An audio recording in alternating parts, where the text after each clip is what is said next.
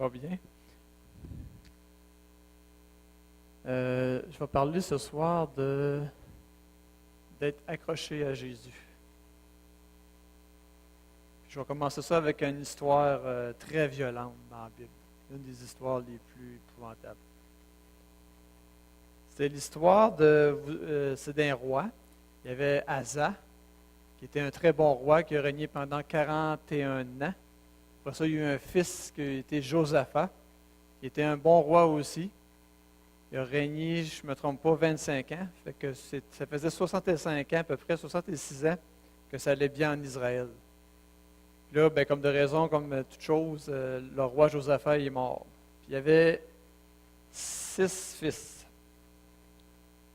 Fait que le roi Josaphat, il avait donné à ses fils chacun des territoires. Puis, comme c'était la coutume, le premier-né, il donnait le royaume. Son nom, c'était Joram ou Yoram. Mais lui, là, ça a été la déchéance totale.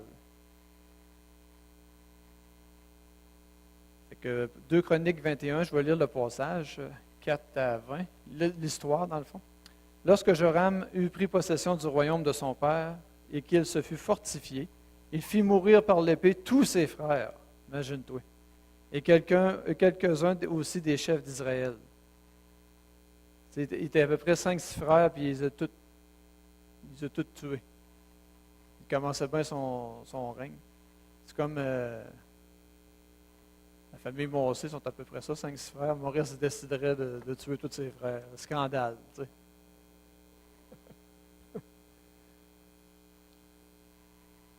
Joram avait 32 ans lorsqu'il devint roi et il régna 8 ans à Jérusalem. Vous avez vu comment le règne était beaucoup plus court. Il marcha dans les voies des rois d'Israël, comme le roi Akab. Il avait pour femme une fille d'Akab. Il fit ce qui est mal aux yeux de l'Éternel. Mais l'Éternel ne voulut point détruire la maison de David à cause de l'alliance qu'il avait traitée avec David et de la promesse qu'il avait faite et lui donner toujours une lampe, lui et ses fils. Fait que là, il est arrivé des problèmes, c'est bien sûr. Le roi d'Édom, il s'est révolté contre lui. Mais il ne s'est pas révolté parce qu'il était méchant, c'est à cause que Dieu lui a permis ça. Puis Libna aussi s'est révolté, puis ça s'est mis à mal aller.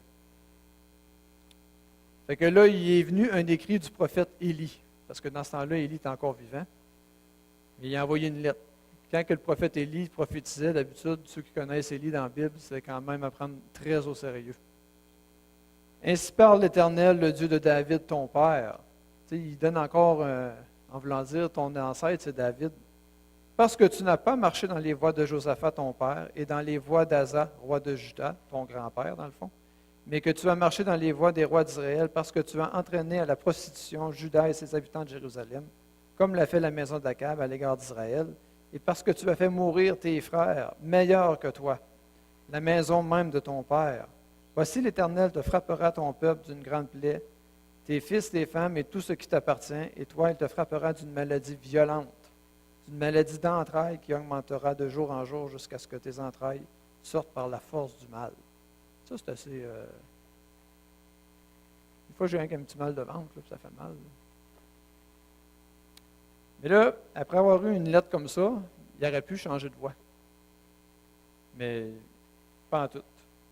Pas en tout. Là, ce qui est arrivé, les Philistins et les Arabes, qui étaient dans le voisinage des Éthiopiens, ils ont attaqué Juda. Puis ils ont tout pilé. Ils ont toutes les richesses. Ils amenèrent ses fils et ses femmes, de sorte qu'il ne lui resta d'autre fils que Joachaz, le plus jeune de ses fils. Après tout cela, l'Éternel le frappa d'une maladie d'entrailles qui était sans remède. Elle augmenta de jour en jour et sur la fin de la seconde année, les entrailles de Joram sortirent par la force de son mal. Il mourut dans de violentes souffrances et son peuple ne brûla point de parfum en son honneur, comme il l'avait fait pour ses pères. Il avait 32 ans lorsqu'il devint roi. Il régna 8 ans à Jérusalem et s'en alla sans être regretté. On l'enterra dans la ville de David, mais non dans les sépulcres des rois. Triste histoire de Joram.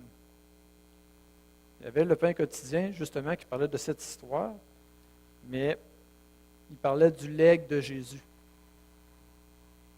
Lorsqu'un contremaître de chantier de voirie, on parle des affaires de voirie, a trouvé la mort dans un accident, son amour pour sa famille, ses collègues et sa collectivité a créé un horrible sentiment de deuil. Son église de campagne n'était pas assez grande pour accueillir tous ceux qui voulaient assister à ses obsèques. On a choisi de tenir la cérémonie dans un auditorium. Comme celui-ci était bondé d'amis et de proches du défunt, il allait de soi qu'à sa façon unique, Tim avait touché la vie de nombreuses personnes. Sa bonté, son sens de l'humour et sa joie de vivre allaient manquer à beaucoup de gens. Fait que la personne, l'auteur de cette histoire-là, quand il est rentré des funérailles, il a pensé au roi Yoram, l'histoire que je vous ai contée tantôt. Il dit, quel contraste. Tu sais, des fois, une bonne personne, là, on s'en rappelle longtemps. Dans le fond, c'est un legs. C'est quoi le legs que vous allez donner, mais que vous soyez mort? Puis on sait que le meilleur legs qu'une personne est décédée de cette terre, c'est Jésus. Si on parle d'un legs, des fois, je ne sais pas, moi, quelqu'un meurt, dans l'année, je me rappelle de lui, c'était un bon gars. Après ça, 2 ans, 5 ans, on en parle un petit peu moins. 10 ans, tout dépendant de la personnalité qu'il a eue, ce que c'est politique, musicien, ce qu'il a fait. Après ça, on tombe à 50 ans, 100 ans. Mais Jésus, là, on en parle encore, 2000 ans. Quel legs vous allez laisser après votre mort, au mieux, de votre vivant présentement? Parce que là, on ne parlera pas juste de votre mort, là, on va tous mourir, vous le savez, là, ou on va être enlevé. Qu'est-ce que vous voulez donner de votre vivant aux gens qui vous entourent? Premièrement, à vos enfants. Chacun il veut faire une empreinte sur ses enfants et sa famille, à vos amis, puis aux gens qui vous entourent. Puis, je pourrais inverser ça aussi. Quand vous allez être mort, c'est qui vous allez aller parler au ciel? Parce qu'il y en a une bonne couple qui sont morts, puis ils ont laissé un legs, tu sais. David, Gédéon, on va aller jaser avec Gédéon. Puis, comment c'était quand il a fait ça? Tu sais, des affaires que, si on aurait une machine dans le temps, on aimerait ça vivre ce qu'on a vécu des fois. Puis, pas, des fois, non, là. David, Pierre, Paul. La meilleure façon de laisser une empreinte dans l'humanité, c'est d'être accroché à Jésus. Je reviens à mon accroché à Jésus. Meilleur exemple d'empreinte humanitaire. Pierre a tenu la main de Jésus quand il s'est enfoncé dans l'eau. Parce qu'il a pris peur, il a checké les vagues.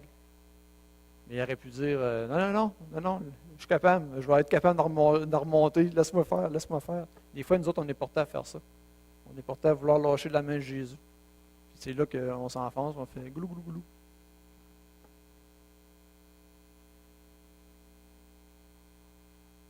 C'est ça, la corde, de ne pas lâcher la corde qui est ancrée en Jésus. Ceux qui font du ski nautique, lâchez-la la corde, voir, quand le bateau vous tire. Vous allez faire un petit bout de slope à mener, vous allez descendre. C'est un peu la même affaire. Philippiens 2, 1 à 11.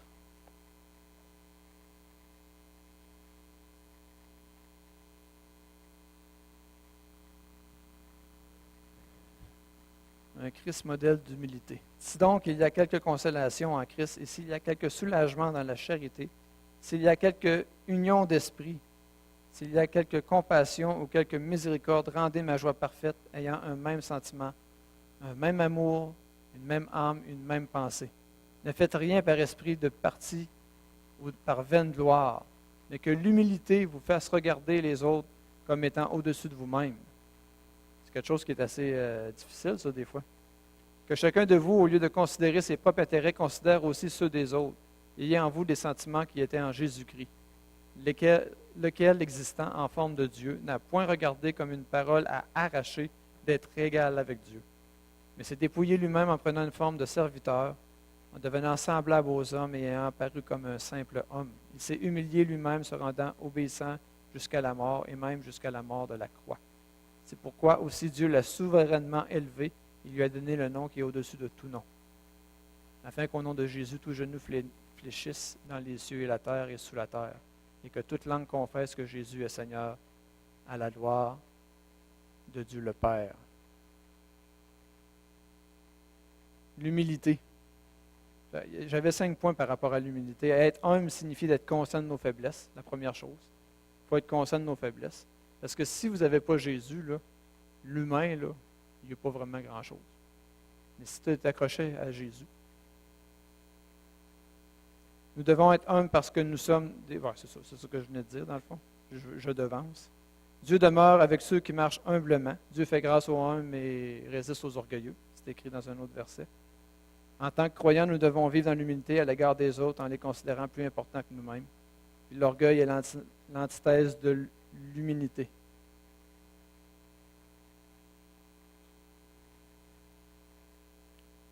Fait que des fois, c'est ça. Quand on tient la corde, on la tient avec humilité. Quand des fois le dessus prend, on est porté à lâcher la corde. Comme j'ai dit, quand on lâche la corde, qu'est-ce qui arrive? On coule. Il ne faut jamais lâcher la corde. N'oubliez pas ça. Je parlerai aussi du cep dans Jean 15, 1 à 8. Le cep et le serment. C'est un peu le même. Je suis le vrai cep et mon Père est le vigneron. Tout sarment qui est en moi et qui ne porte pas de fruits, il le retranche. Et tout sarment qui porte du fruit, il l'émonde, afin qu'il porte encore plus de fruits. Déjà, vous êtes purs à cause de la parole que je vous ai annoncée. Demeurez en moi et je demeurerai en vous. Comme le sarment ne peut lui-même porter du fruit, s'il ne demeure attaché au cep. Ainsi, vous ne le pouvez non plus si vous ne demeurez pas en moi. Tu sais, c'est très clair. Je suis le cep, vous êtes les sarments. Celui qui demeure en moi et en qui je demeure porte beaucoup de fruits. Car sans moi, vous ne pouvez porter de fruits. Car sans moi, vous ne pouvez rien faire. Si vous lâchez la corde, vous ne pouvez rien faire.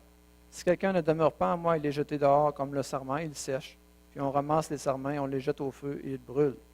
Si vous demeurez en moi et que mes paroles demeurent en vous, demandez ce que vous voudrez et cela vous sera accordé. C'est ça qu'on va faire à soir, on va demander. Qu'est-ce que demeurer en lui? 4 points.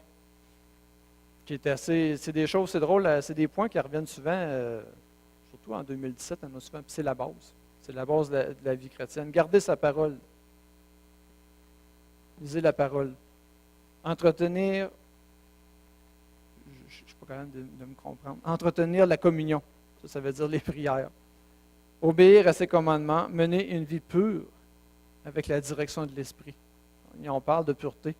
Vous êtes déjà pur, mais si on se détache du serment, on est moins pire. Fait que c'est l'esprit qui nous rend purs.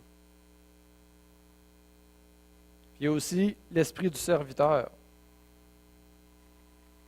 Je vais lire une petite histoire. Ceux qui ont lu le pain quotidien, c'est des histoires que...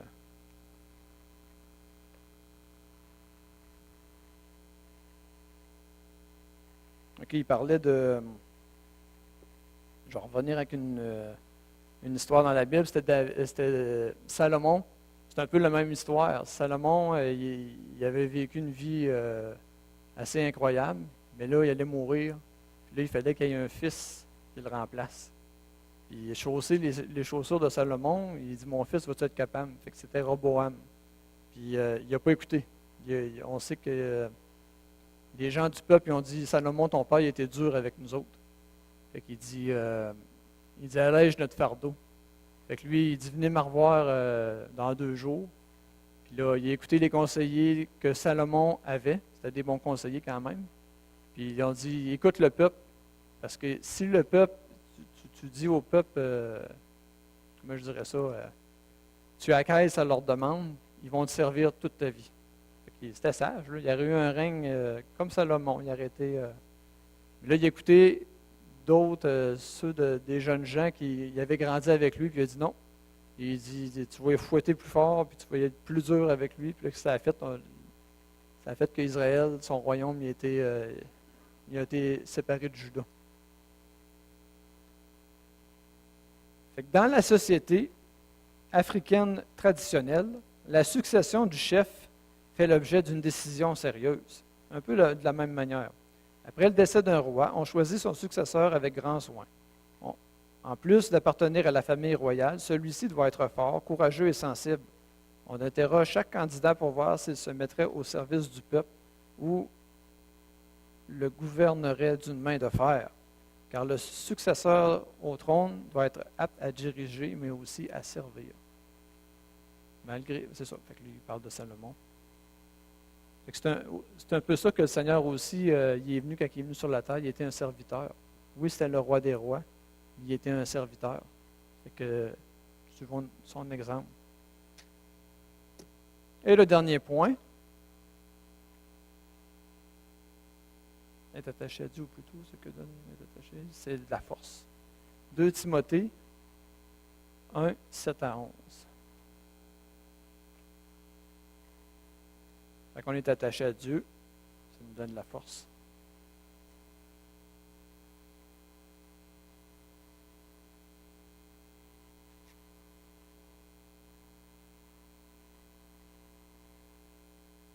Car ce n'est pas un esprit de timidité que Dieu nous a donné, mais un esprit de force, d'amour et de sagesse. N'aie donc point honte du témoignage à rendre à notre Seigneur, ni de moi, son prisonnier. Mais souffre avec moi pour l'Évangile par la puissance de Dieu qui nous a sauvés et nous a adressé une sainte vocation, non à cause de nos œuvres, mais selon son propre dessein et selon la grâce qui nous a été donnée en Jésus-Christ avant les temps éternels et qui a été manifesté maintenant dans l'apparition de notre Sauveur Jésus-Christ qui a détruit la mort et a mis en évidence la vie et l'immortalité par l'Évangile. C'est pour cet Évangile que j'étais établi prédicateur et apôtre chargé d'instruire les païens. Voyez-vous ce que je m'en viens? Quand on est accroché à Dieu, cela nous donne de la force, comme est attaché au cep. Dieu veut qu'on prenne cette force pour aller accrocher d'autres personnes à Dieu. Dans le fond, on a été mis sur la terre pour cela, pour se multiplier et emmener l'Évangile. Parce que c'est ça que Dieu veut qu'on fasse. Puis porter du fruit 30, 60, 100 pour un. Puis on n'a pas à se défendre non plus. Des fois, vous savez, dans ces temps-ci, il y a toutes sortes de choses dans les médias qu'on n'a pas à se défendre d'être des chrétiens. Oui, des fois, on peut dire qu'on est chrétien, comme Pierre le dit, vous pouvez vous défendre dans quoi vous croyez, mais le but de ça, là, c'est d'amener l'Évangile. C'est une bonne nouvelle, ça, l'Évangile. Mettons que j'ai une bonne nouvelle pour quelqu'un, je m'en vais dire, je suis content d'aller dire, ben, l'Évangile, c'est une bonne nouvelle. C'est pas de savoir, vous autres, les chrétiens, avez-vous le droit de faire ça? Qu'est-ce qui s'est passé là-bas? Vous n'avez pas à faire. Moi, j'ai une bonne nouvelle pour toi. Tu crois-tu au Seigneur Jésus, il est mort sur la croix, puis tu comptez votre témoignage. Des fois, on est porté à les chrétiens sont de même, il faut se défendre, puis pas à faire ça. Libre cours à l'Évangile. C'est aussi simple que ça. On n'a pas affaire à se battre.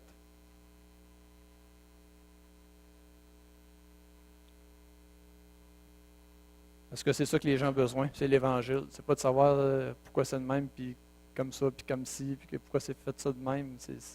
Les gens ont besoin de l'Évangile. Fait que c'est ça. Moi, le legs que je veux laisser, c'est de dire aux gens que j'ai une bonne nouvelle à leur apprendre, que Jésus les aime.